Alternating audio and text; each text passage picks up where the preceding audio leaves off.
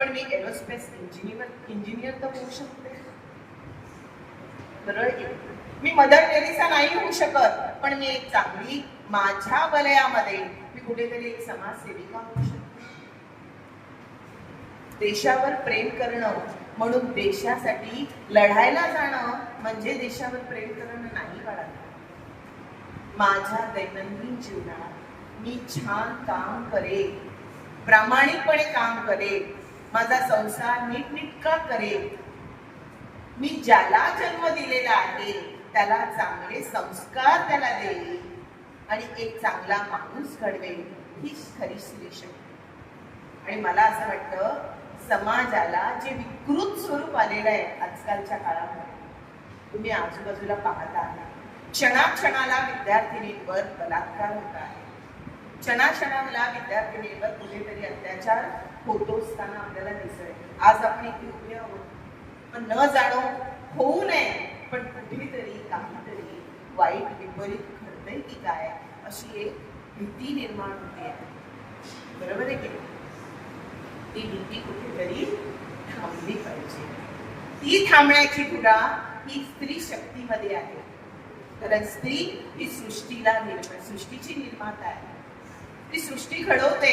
ती घडवत असताना जेव्हा एखाद्या अभ्रकाला जन्म देते, त्या जन्म दिलेल्या अभ्रकाला संस्कार करण्याचं काम फक्त मला असं वाटतं आईवरच असतं.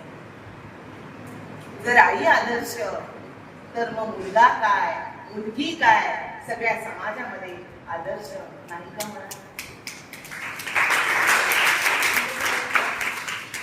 मला असं वाटतं की हे सगळं आपल्या हातात आहे. आणि कधीतरी मला विश्वास आहे की कुठेतरी आमचं रामराज्य येईल, कुठेतरी आमचं सतयुग येईल, की जे आम्ही कलियुगामध्ये जे वाईट पाहतोय ते कुठेतरी थांबेल. आणि काळ हा कधीही स्थिर नसतो. कुठल्या तरी एका पिढीला त्याचा त्रास होत असतो, नंतरची पिढी, अगोदरची पिढी त्यानंतरच्या पिढीला नक्कीच जीवन सुकर करण्याचा प्रयत्न करत असतो. आणि ती वेळ आज कदाचित मला असं वाटतं आपल्या हातात आहे. ही सुवर्ण संधी आहे समाजाला घडवायची, ती आपण घडवूया असा निश्चय करूया. मी आज मगाचपासून बघते की मुली आपापसात बोलतायत, तर कृपा करून बोलू नका बाळा. आज आपला दिवस आहे, त्याचं महत्व जाणून घ्या. आणि रोज महिलांना सन्मान दिला गेला पाहिजे असा एक दिवस, असे वेगवेगळे दिवस आपण आणूया असा निश्चय करावा. अनेक गोष्टी आहेत. मी माझ्या आयुष्यातलं मी बाळांना तुम्हाला शेअर करते की माझ्या आयुष्यामध्ये आम्ही जे आयुष्य काढलं, तुम्हाला तरी मला असं वाटतं की तुमच्या पालक वर्ग सतर्क आहे, सुजाण आहे, की तुम्हाला काय शिकायला पाहिजे, काय घडवलं पाहिजे, तुम्ही काय बनलं पाहिजे, हे तुमच्या पालकांची इच्छा आहे. आमच्या गरिबी परिस्थितीमध्ये आमच्याच आई वडिलांना आम्ही काय केलं पाहिजे हे माहिती नव्हतं मला. पण ती परिस्थिती मला सांगते की नाही, मला काहीतरी केलं पाहिजे. जी आज माझी घरातली परिस्थिती आहे ती कुठेतरी बदलली पाहिजे आणि माझं आयुष्य सुमान केलं पाहिजे. त्यावेळेला निश्चय मी माझ्या शालेय जीवनामध्ये केला आणि तेव्हापासून निश्चय केला की नाही, काहीतरी करू, आयुष्यात करू. आणि मला ना अशा अनेक गोष्टी कराव्याशा वाटल्या. आज मला कळत आहे की जे मला करावंसं वाटत होतं ते मला काहीतरी काही कारणास्तव थांबवावं लागलं. पण माझं एक वेगळं रूप होतं, ते म्हणजे माझ्या आईचं.